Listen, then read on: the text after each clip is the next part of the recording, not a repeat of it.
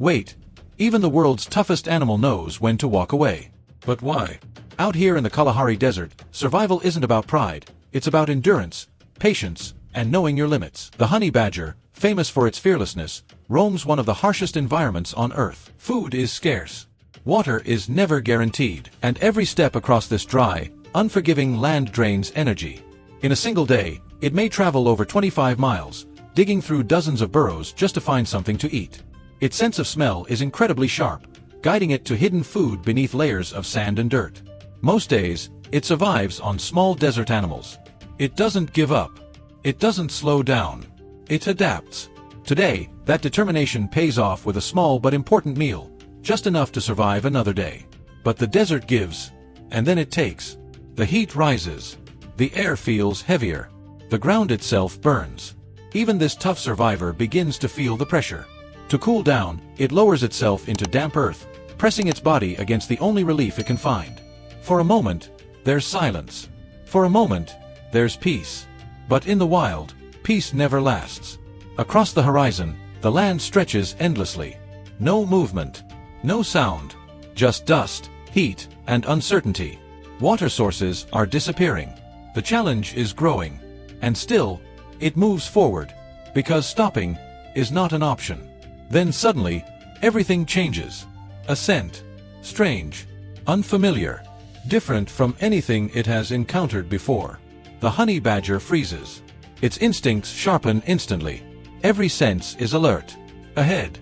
Something is waiting. A creature unlike the others. A monitor lizard. Low to the ground. Muscular. Covered in thick, protective skin. And behind it, a long, powerful tail that moves with quiet control. This is not prey. This is not easy. This is something new. Both animals hold their ground. No sudden moves. No sound. Just two survivors, reading each other. Time slows down. The honey badger studies every detail. The stance, the distance, the tail. That tail. For the first time, there's hesitation. And then, in a split second, the answer comes. The monitor lizard swings its tail with force and precision, cutting through the air like a heavy whip. The honey badger reacts instantly, stepping back. That was enough. Enough to understand. This is no ordinary encounter. This is a test. It tries to circle, to find an opening, but the lizard adjusts smoothly, always keeping the perfect distance. No panic. No wasted movement. Just control. Every step is calculated. Every move has purpose. There's no clear advantage here. And in that moment, something shifts. The honey badger understands. This isn't about being fearless. It's about being smart. It's about experience. It's about survival. Because out here, one wrong decision doesn't just cost energy, it can cost everything. So instead of charging forward, it pauses. It watches more closely. It thinks. And then, it makes a choice. Not out of fear, but out of instinct. Out of wisdom. It steps back. Slowly. Carefully. Choosing distance over danger. Because in the Kalahari, survival always comes first.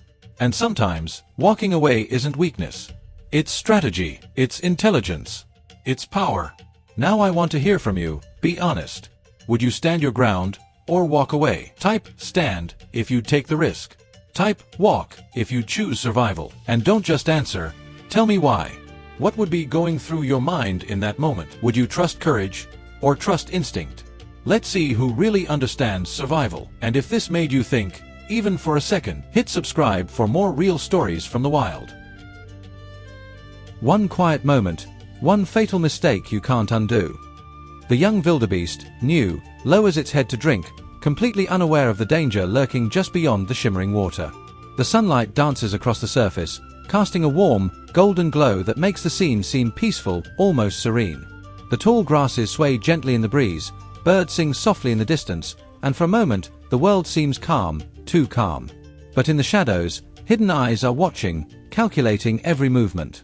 The predator advances slowly, each step deliberate, every muscle tense, blending seamlessly. Another hunter prepares.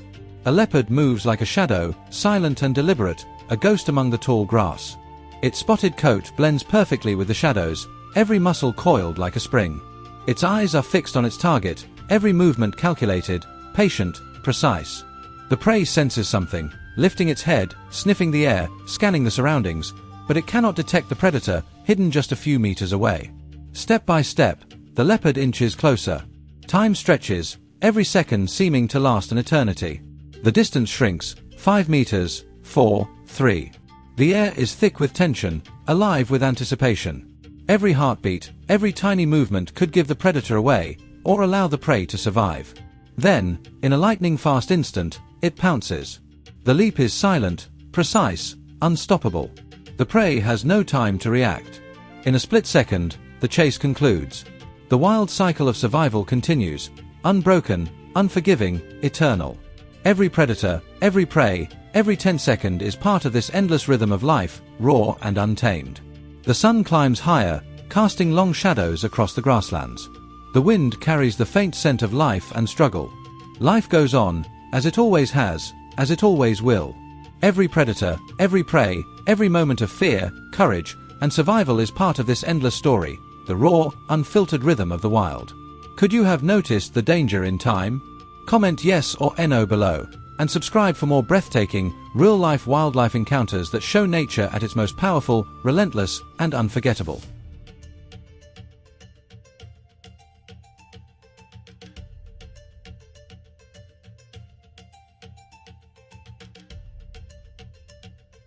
Trapped between land and water, there's nowhere left to run. African wild dogs are among the most persistent hunters on the African plains. They don't depend on size, they rely on coordination, stamina, and strategy. For many grazing animals, just spotting them in the distance is enough to raise alarm. Because once they begin a chase, they rarely give up, often covering miles without slowing, patiently waiting for the perfect moment.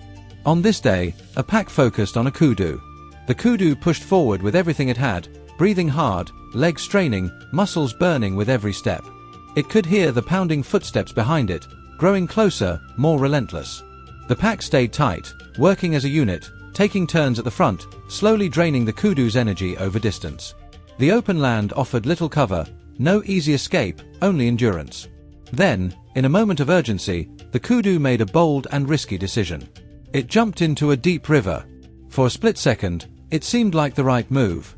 Wild dogs are not built for deep water, and they slowed at the edge, pacing back and forth, watching closely. But nature rarely gives easy escapes. The sudden splash sent ripples across the surface, and something beneath the water took notice. A crocodile. In the water, the crocodile holds the advantage, silent, powerful, and perfectly designed for this environment. It began to glide forward, barely visible, eyes locked on the struggling kudu.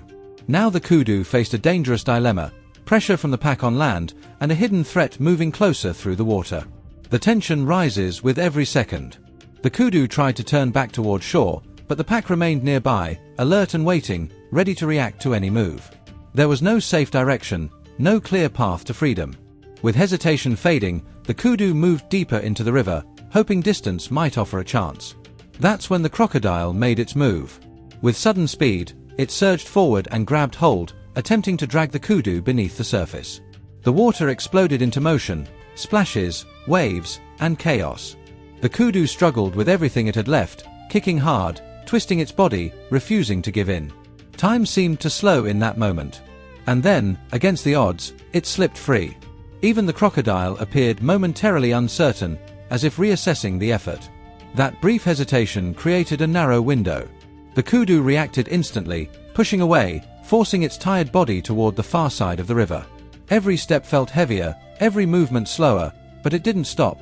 Finally, it reached the opposite bank. This time, there was no sign of the pack. No movement in the grass. No eyes watching. The kudu climbed out, exhausted, shaken, but still standing. It paused only for a moment before disappearing into the distance, having avoided two powerful threats in one encounter. In the wild, survival isn't just about strength. It's about endurance, instinct, and the decisions made in a single second. Now it's your turn. What would you have done in that situation? Would you stay on land and face the pack, or take the risk in the water? Share your choice in the comments and tell me why.